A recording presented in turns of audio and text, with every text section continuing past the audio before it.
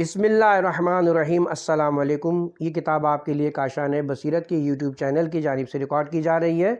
کتاب کا نام ہے مجالس المومنین، تالیف شہید ثالث علامہ قاضی نور اللہ شوستری صاحب۔ اب ہم کتاب کا پارٹ نمبر 50 پڑھیں گے۔ مجلس پنجم در ذکر اکابر علماء شیعہ، اس عنوان کے تحت ہم ان شیعہ متکلمین اور افاضل مفسرین اور محدثین اور اشراف فقہ و مجتہدین اور بزرگ قراء علماء نحو و لغت کا تذکرہ کریں گے جن کا تعلق تبع تابعین کے طبقے سے تھا۔ اس سلسلے میں صفحہ نمبر 902 سید تاج الدین علاوی۔ آپ بلند ہمت اور صاحب اقتدار انسان تھے۔ جب سلطان محمد خدا بندہ نے مذہب اہل سنت چھوڑ کر مذہب اہل بیت اختیار کیا تو اس نے سید مذکور کو اپنے ہاں طلب کیا اور انہیں اپنا مقرب خاص بنایا۔ سید تاج الدین نے سنی امراء و وزراء کو مذہب آل محمد میں داخل کرنے کی انتھک جد و جہد فرمائی، جس کی وجہ سے بہت سے لوگ ان پر ناراض ہو گئے اور سلطان محمد خدا بندے کی وفات کے بعد سید تاج الدین پر زوال آ گیا اور حاسد وزراء نے ان پر مخالف حکومت سے ساز باز کرنے کا الزام لگایا اور اس الزام کے تحت انہیں شہید کر دیا گیا۔ سید محسن بن سید رضی الدین، محمد بن سید مجد الدین، علی بن سید رضی الدین، محمد بن پادشاہ رضوی القمی۔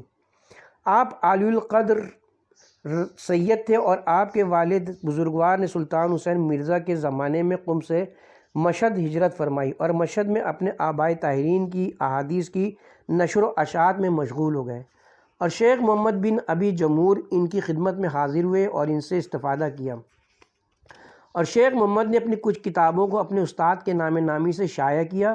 آپ نے مشہد میں رہ کر مخالف علماء سے فیصلہ کن اور تاریخ ساز مناظرے کیے۔ اس وقت اس خاندان نے عالی تبار کے سمر امیر محمد جعفر ہیں جو کہ ہماری ثنا سے بے نیاز ہیں، اور ان پر یہ شعر مکمل طور پر صادق آتا ہے۔ وہ ایسا جوان ہے جسے تقوی کے علاوہ کوئی زیادہ راہ پسند نہیں ہے اور جو اہل علم کے علاوہ کسی کو اپنا دوست بنانے پر راضی نہیں ہے۔ رضائے حق اور پیروی علم کی وجہ سے اس نے کسی غزال محبوب کی طرف آنکھ نہیں اٹھائی اور کسی غزل کی طرف کان نہیں دھرا۔ اللہ تعالیٰ انہیں طول بقا عنایت فرمائے اور ہمیں ان سے دوبارہ ملاقات کا شرف عطا کرے۔ احمد بن علی العلوی مرشی۔ سمانی نے کتاب نصاب میں لکھا، احمد بن علی العلوی محترم سید اور ماہر انصاب تھے۔ آپ نے حجاز، عراق، خراسان اور ماورائے نہر اور بصرہ و خوزستان کی طرف سفر کیا اور مذکورہ علاقوں میں ائمہ حدیث کے سامنے زانوئے تلمیذ طے کیا اور ان سے احادیث نقل فرمائیں۔ سید احمد میرے والد کے اچھے دوست تھے۔ آپ دہستان میں پیدا ہوئے اور جرجان میں نشو و نما پائی اور زندگی کے آخری ایام ساری اور مازندران میں بسر کیے۔ انہوں نے مجھے بتایا تھا کہ انہوں نے بغداد میں ابو یوسف عبدالسلام بن محمد بن یوسف قزوین سے حدیث سماعت کی اور کوفے میں ابو الحسن احمد بن محمد بن جعفر ثقفی سے حدیث سنی اور جرجان میں ابو القاسم اسماعیل بن مسعدہ اسماعیلی سے حدیث سنی اور اصفہان میں ابو علی بن حسن بن علی بن اسحاق وزیر سے حدیث سنی اور نہاوند میں ابو عبداللہ حسین بن نصر مرحف قاضی سے حدیث سنی اور بصرہ میں ابو عمرو محمد بن احمد بن عمرو نہاوندی سے حدیث سنی۔ سید مذکور صاحب علم و فضل تھے مگر تشیع میں غالی تھے اور اس میں مشہور تھے۔ میں نے اپنے بچپن میں انہیں پہلی بار مرو میں دیکھا تھا اور پھر میں ساری میں ان کی خدمت میں حاضر ہوا۔ میں نے ان سے کچھ احادیث سنی اور کچھ احادیث نقل کی۔ میں نے سنا ہے کہ سید مذکور ماہ صفر 462 ہجری میں پیدا ہوئے تھے اور ماہ رمضان 539 ہجری کو دہستان میں فوت ہوئے۔ سید کامل المعید ضیاء الدین نور اللہ بن محمد شاہ الحسینی المرشی الشوستری۔ آپ مذہب اثنا عشری کے علم بردار اور مضموم صفات سے دور نبی اکرم صلی اللہ علیہ وسلم کی سیرت کے عامل، ائمہ ہدیٰ کے آداب سے مزین، آستان فخر کو آسمان ثروت پر ترجیح دینے والے، سعادت دین کو سلطنت دنیا پر اختیار کرنے والے، الفقر فخری کے قلبہ احزان کے گوشہ نشین اور ومن الناس من یشر نفسی کے آستانے کے متولی جامع علوم دینی عارف با معارف یقینی مرجع علماء و فضلاء ملجا فقراء اور صلحاء تھے، اور آپ کا شجرہ نسب یہ ہے: نور اللہ بن محمد شاہ بن مبارز الدین مندہ بن حسین بن نجم الدین محمود بن احمد بن حسین بن محمد بن ابی علی بن حمزہ بن علی المرش بن عبداللہ بن محمد المعروف سلیق بن حسن بن حسین اصغر بن امام علی زین العابدین بن امام حسین بن امیر المومنین علی ابن ابی طالب علیہ السلام، وہ نسب جس کے سامنے تمام انساب شرما جائیں اور بدر کامل بھی جس کے فخر کی وجہ سے تر و تازگی اور روشنی محسوس کرے۔ آپ کے سلسلہ نسب کے چوتھے بزرگ نجم الدین محمود واقعی اس میں مسمى تھے، اور وہ اپنے نام کی طرح سے دین کے ستارے تھے۔ آپ اپنے وطن عامل مازندران سے اتباعت عالیہ کی زیارت کی غرض سے بغداد و عراق کے لیے روانہ ہوئے، اور جب شوستر پہنچے تو دل و دماغ نے علم دین پڑھنے کا فیصلہ کیا۔ چنانچہ وہ سید اجل امیر عزالدولہ حسن کی خدمت میں حاضر ہوئے اور ان سے قصب فیض کیا۔ سید عزالدولہ حسنی اس وقت سادات شوستر کے نقیب تھے اور پورے علاقے کے مقتصد اور رہنما تھے۔ سید نجم الدین محمود کے لیے توفیق عزدی شامل حال ہوئی اور وہ انتہائی قلیل عرصے میں عالم و فاضل بن گئے۔ سید عزالدولہ حسنی کو اللہ نے ایک بیٹی سے نوازا ہوا تھا، اور اس ایک بیٹی کے علاوہ ان کے کوئی اولاد نہ تھی۔ چنانچہ سید عزالدولہ نے اپنی دختر کا نکاح سید نجم الدین محمود کے ساتھ کر دیا، اور یوں سید نجم الدین نے شوستر کو اپنا وطن بنا لیا، اور پھر جب تک زندہ رہے علوم آل محمد کی ترویج میں کوشاں رہے۔ ان کی وفات کے بعد ان کی اولاد میں علوم دین کا چرچا نہ رہا، اور عشق الہی کی آگ بجھ گئی اور اندھیرا چھا گیا۔ پھر اللہ تعالیٰ کو اس گھرانے پر رحم آیا، اور اسی گھرانے کے چشم و چراغ سید ضیاء الدین نور اللہ کو اللہ نے علوم محمد و آل محمد سے نوازا۔ بیان کیا جاتا ہے کہ سید نور اللہ کا بڑا بھائی سید زین الدین علی قسمت آزمائی کے لیے ہندوستان جانا چاہتا تھا، اور اس نے شیراز سے گزر کر ہندوستان جانے کا ارادہ کیا۔ جب وہ گھر سے روانہ ہونے لگ گئے تو چھوٹے بھائی نور اللہ نے ضد کی کہ وہ انہیں اپنے ساتھ شیراز تک لے جائے کہ وہ وہاں علم دین حاصل کرے گا۔ بڑے بھائی نے چھوٹے بھائی کو ساتھ لیا اور دونوں شیراز پہنچ گئے۔ بڑا بھائی تو ہندوستان چلا گیا، چھوٹے بھائی سید نور اللہ نے علوم دین کی تحصیل شروع کر دی ہے، اور مقدر کی خوبی سے انہیں مولانا قوام الدین کربالی جیسا استاد ملا جس نے اپنے شاگرد کی خوابیدہ صلاحیتوں کو اجاگر کیا۔ اس کے علاوہ سید نور اللہ نے سید المحققین میر سید شریف علامہ شیرازی کے چند تلامذہ سے بھی علوم آل محمد کا استفادہ کیا، اور علوم متعددہ کے علاوہ انہوں نے غوث المتعلہین سید محمد نور بخش اور شیخ شمس الدین محمد لاہیجی شارح گلشن ریاض سے علم معرفت و تہذیب نفس حاصل کیا، اور تحصیل علوم کے بعد آپ شوستر میں تشریف لائے۔ سید نور اللہ نے سرزمین شوستر کو علوم آل محمد سے منور کیا، اور آپ دنیاوی زیب و زینت اور منصب و جاہ کو پسند نہیں کرتے تھے۔ اس وقت شوستر میں سلاطین مشتعشہ برسر اقتدار تھا۔ جب شاہی خاندان نے سید مذکور کا زہد و تقوی ملاحظہ کیا تو وہ آپ کے حلقہ عقیدت میں شامل ہو گئے، اور ان کی طرف سے آپ کو قاضی کے جلیل القدر عہدے کی پیشکش ہوئی، لیکن نگاہ فقر میں اس عہدے کے لیے کوئی کشش نہ تھی۔ اسی لیے آپ نے اس منصب کو قبول کرنے سے معذرت کر لی، اور جب حاکم کی طرف سے اصرار بڑھا تو آپ نے اپنے ایک شاگرد قاضی عبداللہ بن حسین کی سفارش کی، اور وہ قاضی بنا دیے گئے۔ سید نور اللہ آخرکار بڑھاپے کے امراض میں مبتلا ہوئے، اور آپ کی نظر اور قوت سماعت بہت کم ہو گئی۔ آپ نے گھر سے باہر آنا چھوڑ دیا اور خانہ نشین ہو کر بیٹھ گئے۔ ادھر شاہ اسماعیل صفوی نے خوزستان کو فتح کیا اور حویزہ پر قبضہ کر لیا، اور مشعشہ خاندان کو بے دریغ قتل کیا۔ پھر شاہ صفوی شوستر تشریف لائے۔ آیان شہر نے ان کا پرتپاک استقبال کیا۔ سید نور اللہ شوستری اپنی بیماری اور ضعیف پیری کی وجہ سے شاہ کے استقبال میں شریک نہ ہوئے۔ چند حاسدوں نے اس علاقے کے قاضی محمد کاشی جو کہ شاہ صفوی کا مقرب خاص تھا کے پاس شکایت کی کی کہ سید نور اللہ سابق حکمرانوں کے وفادار ہیں، اس لیے انہوں نے نئے بادشاہ کا استقبال نہیں کیا۔ یہ سن کر قاضی محمد قاشی آگ بگولا ہو گیا اور اس نے سید نور اللہ کو سخت سزا دینے کا ارادہ کر لیا۔ اتفاق یہ ہو کہ شاہ اسماعیل صفوی نے حکم جاری کیا کہ اہل شوستر میں سے کوئی بھی اپنے گھر سے باہر نہ نکلے اور اپنا دروازہ کھول کر رکھے۔ اہل شہر نے اپنے نئے سلطان کے فرمان کی تعمیل کی اور شاہ اسماعیل صفوی گھوڑے پر سوار ہوئے اور فوج کا ایک دستہ ساتھ لیا اور ہر دروازے پر پہنچ کر ان سے ان کا مذہب دریافت کرنے لگے۔ شاہ صفوی نے جس شخص سے بھی اس کا مذہب دریافت کیا تو اس نے کہا میں سید نور اللہ شوستری کے مذہب پر ہوں، اس کی بجائے کسی نے یہ نہ کہا کہ میں جعفری مذہب کا پیروکار ہوں۔ صفوی بادشاہ نے جب مسلسل یہی جواب سنا تو وہ سید نور اللہ شوستری کی شخصیت سے بے حد متاثر ہوئے اور اپنے درباریوں سے ان کے متعلق پوچھا تو اہل دربار نے ان کے علمی فیوز اور ان کی کرامات کا تذکرہ کیا اور یہ بھی بتایا کہ وہ پیرانہ سالی اور اپنی بیماری کی وجہ سے آپ سے ملنے کے لیے نہیں آ سکے۔ بادشاہ نے حکم دیا کہ سید نور اللہ شوستری کو بڑے ادب و احترام سے دربار میں لایا جائے۔ جب سید مذکور کو دربار میں لایا گیا تو بادشاہ نے ان کا خیر مقدم کیا اور ان کی دینی خدمات کو دل کھول کر سراہا اور انہیں بہت زیادہ انعام و اکرام سے نوازا اور انہیں جاگیریں عطا فرمائیں۔ معصوم کا فرمان ہے، ہم نسل عبد المطلب ہیں، جس گھر نے ہم سے دشمنی کی وہ برباد ہوا اور جو کتا ہمیں بھونکا اسے خارش نے اپنی لپیٹ میں لے لیا۔ چنانچہ قاضی کے ساتھ بھی یہی کچھ پیش آیا۔ اللہ تعالیٰ نے سید نور اللہ شوستری کو اس کے شر سے محفوظ رکھا، جبکہ چند دن کے بعد قاضی پر عتاب شاہی نازل ہوا اور وہ کسی خارش زدہ کتے کی طرح سے ایڑیاں رگڑ رگڑ کر مر گیا۔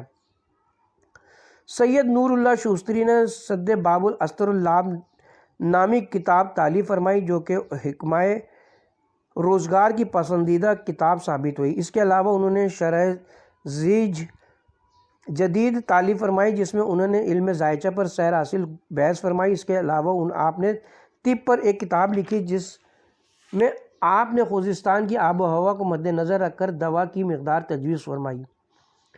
علاوہ ازیں شوستر کے ایک معزز شخص کی فرمائش پر سورہ بقرہ کی آیت مجیدہ 34 کے اسرار و معارف پر ایک رسالہ رقم فرمایا۔ آپ کی تاریخ وفات میں اختلاف ہے، اسی لیے ہم اسے درج کرنے سے قاصر ہیں۔ سید ابراہیم موسوی مشعشی، آپ صوبہ خوزستان کے رہنے والے تھے۔ آپ نے علوم دینی و معرف یقینی کے حصول کے لیے وطن چھوڑا اور استراباد تشریف لے گئے۔ وہاں سے علوم و فنون میں دسترس حاصل کی، پھر ہرات گئے جہاں سلطان حسین مرزا اور میر علی شیر کے مصاحبین میں شامل ہو گئے۔ بیان کیا جاتا ہے کہ سید نور بخش کے فرزند سید قاسم ہرات آئے اور ہرات کے کسی رئیس کی مجلس میں تشریف لے گئے جہاں سید ابراہیم موسوی پہلے سے بیٹھے ہوئے تھے۔ سید قاسم نے ان سے صدر نشین ہو کر بیٹھنے کا ارادہ کیا تو سید ابراہیم نے ان کو بازو سے پکڑ کر کہا، آپ مجھ سے بلند مقام پر آخر کیوں بیٹھنا چاہتے ہیں؟ اگر اس کی وجہ سیادت ہے تو میں بھی تمہاری طرح سے سید ہوں، اور یہ بھی خدا بہتر جانتا ہے کہ ہمارا یہ دعویٰ سچا ہے یا جھوٹا ہے، اور اگر بے معنی دعووں کی بنا پر آپ مجھ سے بلند ہونے کے خواہش مند ہو تو آپ کے والد نے مہدی ہونے کا دعویٰ کیا تھا اور میرے والد نے خدا ہونے کا دعویٰ کیا تھا، اگر اس کے علاوہ تمہارے پاس کوئی فضیلت ہے تو وہ بتائیں۔ یہ سن کر سید قاسم بے حد شرمندہ ہوئے اور ایک کونے میں جا کر بیٹھ گئے۔ واضح رہے کہ سید ابراہیم موسوی کا اشارہ اس طرف تھا کہ ان کے آباء و اجداد میں سے ایک فرد جس کا نام سید علی تھا کے متعلق مشہور ہے کہ اس نے خدائی کا دعویٰ کیا تھا، اور سید محمد نور بخش کے متعلق مشہور ہے کہ انہوں نے مہدی ہونے کا دعویٰ کیا تھا۔ سید علی وائز قائنی، آپ شہر قائن کے رہنے والے تھے اور یہ شہر صوبہ خراسان میں واقع ہے۔ آپ اپنے دور کے افاضل میں شمار کیے جاتے تھے اور آپ فصاحت و بلاغت اور سحر بیانی میں اپنا ثانی نہیں رکھتے تھے۔ وعظ و خطابت میں آپ خطیب اثر تھے۔ جب آپ خطاب کرتے تو سامعین آپ کے خطاب میں مسحور ہو جاتے اور یوں محسوس ہوتا کہ گویا آسمان کے دریچے کھل چکے ہوں اور وہاں سے قطار در قطار فرشتے اتر رہے ہوں۔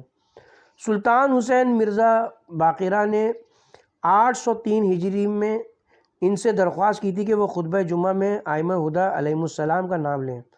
چنانچہ ہر خطرے سے بے نیاز ہو کر آپ نے ہرات کی جامع مسجد میں ائمہ ہدی علیہم السلام کے اسماع مبارک خطبے میں لیے تو ہرات کے نواسب نے ان پر حملہ کیا اور ان کی سخت خیانت کی اور انہیں ممبر سے زبردستی اتار دیا۔ میر سید علی ذوق شاعری بھی رکھتے تھے اور مدح اہل بیت میں انہوں نے بہت سے قصائد کہے جو کہ زبان زد و عام و خاص ہوئے۔ میر سید علی کے قصیدے سے اقتباس: واضح رہے کہ شہید ثالث اعلیٰ مقامہ نے میر سید علی کا 3 صفحات پر مشتمل ایک قصیدہ تحریر کیا ہے۔ ذیل میں ہم اس کے چیدہ اشعار بطور اقتباس پیش کرتے ہیں۔ شاعر کہتے ہیں کہ میں نے جبرائیل سے پوچھا کہ ذات احدیت کون ہے اور کیا ہے، کیونکہ میری عقل اس کے ادراک سے قاصر ہے۔ آخر وہ کون ہے جس نے تمام کائنات کو پیدا کیا؟ میری عقل اس کے ادراک سے قاصر ہو چکی ہے۔ جبرائیل نے کہا وہ احد ہے، اس کے نہ تو اولاد ہے اور نہ ہی وہ کسی کی اولاد ہے، اور وہ کسی مددگار سے بھی پاک ہے۔ وہ ذات احدیت ایسی شے ہے جس کا اور ادراک ناممکن ہے۔ اپنے عقلی تقاضوں سے اس کی وصف کرنے والے خواہ مخواہ اپنے آپ کو تھکا رہے ہیں۔ پھر میں نے جبرائیل سے پوچھا کائنات کی تخلیق کا مقصود کون ہے؟ جبکہ لوگ تو تخلیق کائنات کا مقصود اس کا ذاتی نفع و نقصان بتاتے ہیں۔ اس نے کہا محمد مصطفیٰ مقصود کائنات ہیں، جو کہ نویش اقلم اور ہفت کشور کے سردار ہیں۔ اللہ نے عرش اور خاکی فرش کی پیدائش سے ہزاروں برس قبل ان کے پاکیزہ نور کو پیدا فرمایا۔ یہ نور آدم صفی اللہ کی صلب سے عبد المطلب کی صلب تک محو سفر رہا۔ پھر جب یہ نور صلب عبد المطلب میں پہنچا تو اللہ کے حکم سے اس کے 2 حصے کر دیے گئے۔ آدھا حصہ حضرت عبداللہ کی صلب میں منتقل ہوا جس سے محمد مصطفیٰ پیدا ہوئے، اور آدھا حصہ صلب ابو طالب میں منتقل ہوا جس سے حیدر کرار پیدا ہوئے۔ محمد مصطفیٰ پر نبوت ختم کر دی گئی اور ان کے بعد علی اور ان کی اولاد قیامت تک دین کے وارث رہیں گے۔ دین حق یہی ہے اور قیامت کے دن وہی گروہ کامیاب ہوگا جس نے اس کوچے کی خاک کو اپنے سر کا تاج بنایا ہوگا۔ محمد مصطفیٰ کے لیے غلطی اور پھسلنے کی نسبت صحیح نہیں ہے۔ جو لوگ یہ نظریہ رکھتے ہیں وہ خود غلطی پہ ہیں، اور جو لوگ یہ کہتے ہیں کہ پیغمبر نے کسی کو اپنا جانشین مقرر نہیں کیا، ان لوگوں نے اپنی خواہشات کی وجہ سے نص الہی اور فرمان پیغمبر کو چھوڑ دیا ہے۔ ان لوگوں پر تعجب ہے جنہوں نے غدیر کے دن تو انہیں مبارکباد دی لیکن سقیفہ میں دوسری رائے قائم کر لی۔ ان لوگوں نے اتفاق رائے سے مقدم کو مؤخر کیا اور نص کو چھوڑ کر مؤخر کو مقدم کر دیا۔ بھلا جو علم رسول کے شہر کا دروازہ ہو، اس کے علم و فضل کا اندازہ کون کر سکتا ہے؟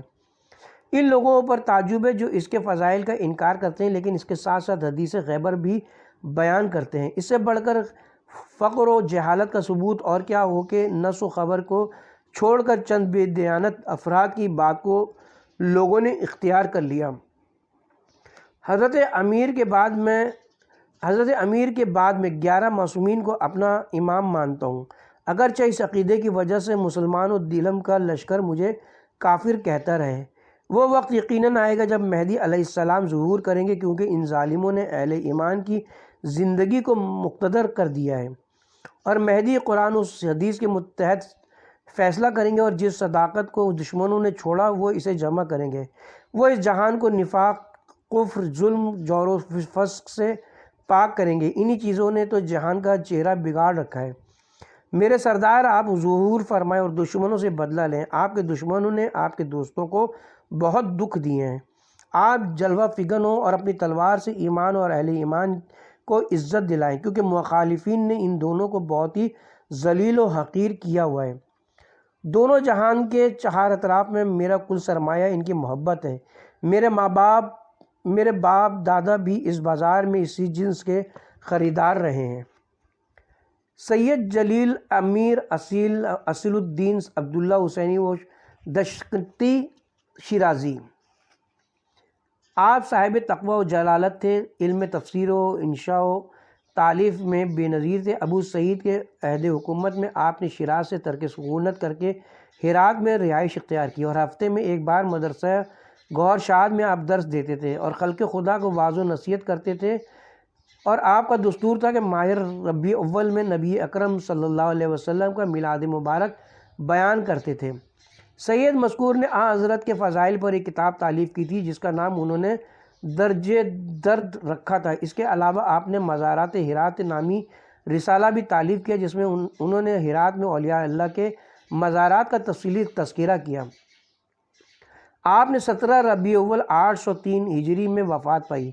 خاقان منصوری نے ان کی اولاد کی تالیف قلب کی اور انہیں کچھ جاگیر و جائیداد عطا کی۔ مؤلف کہتا ہے اس سلسلہ رفیہ کے اکثر بزرگ تقیہ میں زندگی بسر کرتے رہے اور کتب اہل سنت کا ہی درس دیتے رہے، مگر ان بیچاروں کی اکثر یہ کوشش ہوتی تھی کہ کتب اہل سنت میں سے صحیح حدیث کا انتخاب کریں اور احادیث موضوعہ سے اجتناب کریں۔ اسی خاندان کے ایک بزرگ کا مشہور واقعہ ہے، وہ ہمیشہ روایت کے متعلق مضطرب رہتے تھے اور خدا سے ہمیشہ یہ دعا مانگتے تھے کہ اللہ تعالیٰ ان کی رہنمائی فرمائے اور احادیث صحیحہ اور احادیث موضوعہ کی ان کو تمیز عطا فرمائے۔ چنانچہ ایک شب کو جب وہ عارف سوئے تو انہیں خواب میں حضرت رسول اللہ خدا صلی اللہ علیہ وسلم کی زیارت نصیب ہوئی اور خواب میں اس عارف نے حضرت کے سامنے حدیث کی مشہور کتاب مشکوۃ المصابیح رکھی۔ حضرت اس کے ایک ایک ورق کو کھولتے گئے اور اس کی بہت سی روایات پر اپنی انگشت مہا شکن کا اشارہ کرتے گئے اور وہ روایتیں محو ہوتی گئیں۔ الغرض پوری کتاب میں تھوڑی سی احادیث باقی رہ گئیں اور باقی احادیث مٹ گئیں۔ جب خواب ختم ہوا تو عارف مذکور نے اپنے گھر میں موجود مشکوۃ المصباح کو اٹھایا تو اس میں خواب کے عین مطابق بہت سی احادیث مٹ چکی تھیں اور چند احادیث باقی تھیں، اور وہ نسخہ اس وقت بھی شیراز میں اس خاندان کے پاس موجود ہے، اور اس خاندان کے افراد کو اگر مشکوات کی کسی صحیح و ضعیف حدیث کا پتہ چلانا مقصود ہو تو باوضو ہو کر اللہ کی حمد و ثنا بجا لاتے ہیں اور نبی اکرم پر درود بھیجتے ہیں، پھر مشکوات کی مطلوبہ روایت کا اس معجزاتی نسخے سے تقابل کرتے ہیں اور یوں انہیں صحیح و غیر صحیح کی تمیز ہو جاتی ہے۔ اس خواب کی وجہ سے اس خانوادے کے مشہور فرد امیر صدر الدین محمد نے کتب اہل سنت کے مطالعے کو ترک کر دیا اور اس کی بجائے علوم حکمت و کلام کی طرف توجہ دی، مگر اس کے باوجود آج بھی اس خاندان کے کچھ افراد صرف دنیا طلبی کے لیے ان کتابوں کا حوالہ دیتے ہیں اور یوں حق و باطل کو یکجا کرنے کے جرم کا ارتکاب کر رہے ہیں۔ سید اجل امیر جمال الدین عطا اللہ محدث دشقطی شیرازی، آپ علماء امتی کا انبیاء بنی اسرائیل کی مصداق اور العلماء ورثۃ الانبیاء کی چلتی پھرتی تصویر تھے۔ آپ نے علوم منقول و معقول سے وافر حصہ پایا تھا، بالخصوص آپ احادیث کے عارف اور صحیح و سقیم کے عالم تھے۔ صاحب حبیب السیر لکھتے ہیں، امیر جمال الدین محدث عطا اللہ اپنے عہد کی جامع ترین شخصیت تھے اور آپ عشق رسول کی دولت سے مالا مال تھے۔ آپ تنزیل کے واقف، تعویل کے ماہر اور اپنے بزرگوار امیر سید اصیل الدین کی طرح علم حدیث میں بے نظیر تھے۔ آپ خاقان منصور کے مقبرے کے پاس مدرسہ سلطانیہ میں کئی سال تک درس و تدریس سے وابستہ رہے اور ہفتے میں ایک مرتبہ جامع مسجد ہرات میں واعظ فرماتے تھے۔ آپ تنہائی پسند تھے اور عزت کو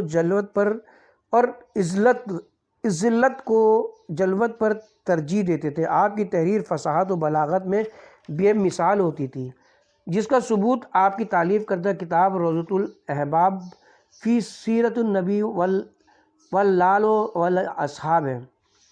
آپ کے فرزند سید امیر نسیم الدین المعروف میرک شاہ بھی آپ کی طرح سے جامع الصفات تھے، اور سید میرک شاہ نے آپ کی وفات کے بعد آپ کے قائم کردہ مدرسے کو نہ صرف کامیابی سے چلایا بلکہ اس میں 4 چاند لگا دیے۔ مؤلف کہتا ہے، اگر کسی نے امیر جمال الدین کے عقائد ملاحظہ کرنے ہو تو اسے ان کی کتاب تحفۃ الاحبہ کا مطالعہ کرنا چاہیے۔ آپ نے مذکورہ کتاب اپنے دوست خواجہ مظفر نیک جی استرابادی کے نام سے لکھی تھی اور اس کتاب کے حقائق کے پیش نظر مخدوم الملک لاہوری نے اس کے نسخوں کو جلانے کا فتویٰ دیا تھا۔ سید میرک شاہ کے میزان ذہبی پر چند تبصرے۔ امیر سید نسیم الدین المعروف میرک شاہ نے باقاعدہ تو کوئی کتاب تالیف نہیں فرمائی، البتہ ذہبی کی کتاب میزان پر انہوں نے جو چند تبصرے لکھے وہ نظر قائلین کیے جاتے ہیں۔ آپ اگرچہ تسنن کے لباس میں ملبوس تھے مگر ان کا تسنن بھی رشک تشیع تھا۔ اس کے لیے آپ ان کے مندرجہ ذیل تبصرے ملاحظہ فرمائیں۔ نمبر 1، ذہبی ذہب اللہ بن نوری نے ابراہیم بن عبداللہ السعدی کے احوال میں لکھا، اس نے ذی النون المصری سے اس نے مالک سے ایک جھوٹی خبر روایت کی ہے۔ جب صراط نصب کیا جائے گا تو صراط سے صرف وہی گزرے گا جس کے پاس ولایت علی کا پروانہ ہوگا۔ سید میرک شاہ نے جب ذہبی کی جانب سے اس حدیث کو خبر باطل لکھا ہوا دیکھا تو انہوں نے میزان کے اسی نسخے کے حاشیے پر یہ الفاظ تحریر فرمائے، حدیث باطل نہیں بلکہ یہ منوس بردہ فروش ذہبی ناسبی الہ ما الہ باطل ہے۔ مؤلف کہتا ہے درج بالا حدیث کو ابو المعید خوارزمی نے کتاب مناقب حسن بصری سے روایت کیا اور شیخ ابن حجر مکی نے سوائق محرقہ میں اسی مضمون سے ملتی جلتی حدیث حضرت ابوبکر سے نقل کی ہے۔ حضرت ابوبکر نے فرمایا، میں نے حضرت رسول خدا صلی اللہ علیہ وسلم سے سنا، آپ نے فرمایا اس وقت تک کوئی شخص صراط سے نہیں گزرے گا جب تک علی کا لکھا ہوا پروانہ اس کے پاس نہ ہوگا۔ نمبر 2، ذہبی نے ابراہیم بن یعقوب ابو اسحاق سعید جوزجانی کے متعلق ایک علم الرجال کے عالم سے یہ قول نقل کیا۔ جوزجانی اہل دمشق کے مذہب پر فریفتہ تھا، یعنی علی کا دشمن تھا۔ اتفاق سے ذہبی بھی شامی تھا، اسے یہ تبصرہ اپنے اہل شہر کے لیے ناگوار گزرا اور اس نے اہل شام سے مذمت ہٹانے کے لیے لکھا۔ میں کہتا ہوں کہ ایک دور میں اہل دمشق ناسبی تھے اور پھر بنی عبید کے عہد میں ان کا مذہب تشیع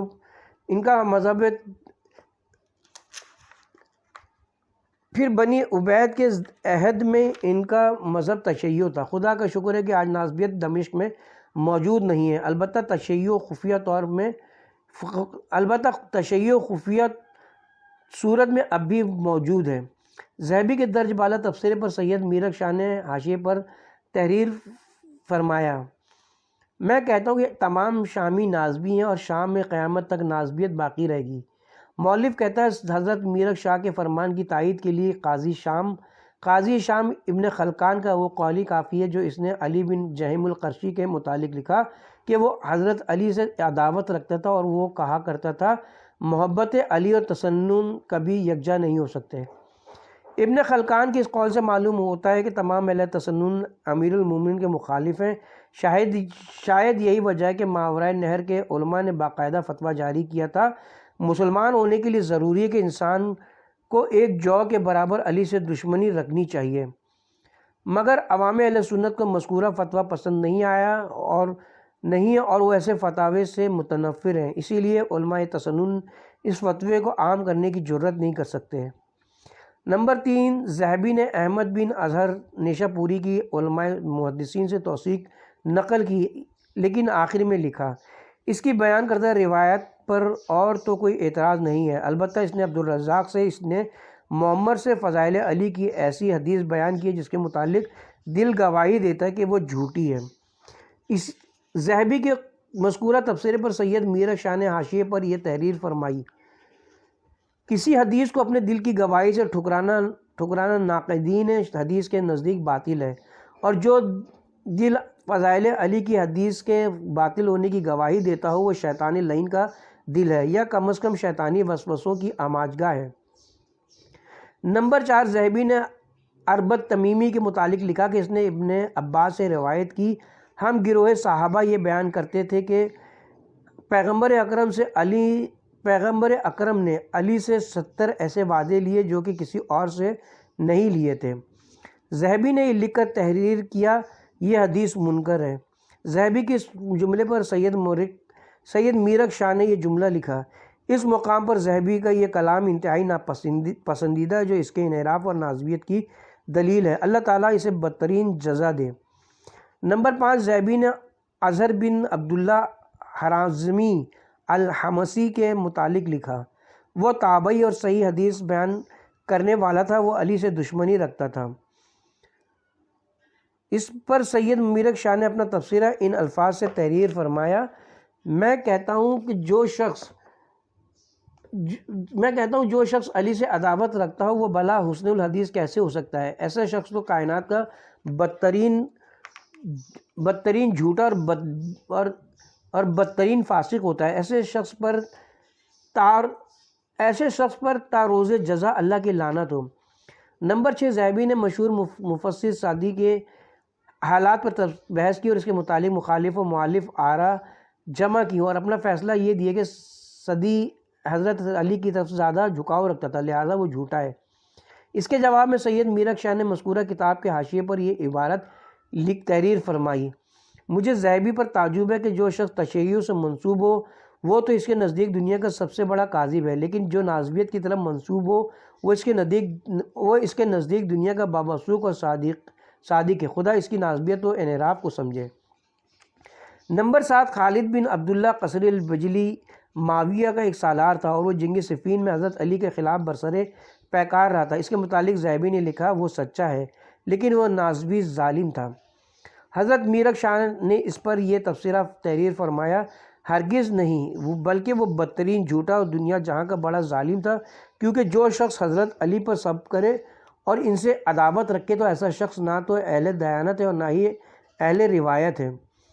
ذہبی چونکہ خود آل علی سے بے حد بغض رکھتا تھا، اسی لیے اسے صدوق کہا۔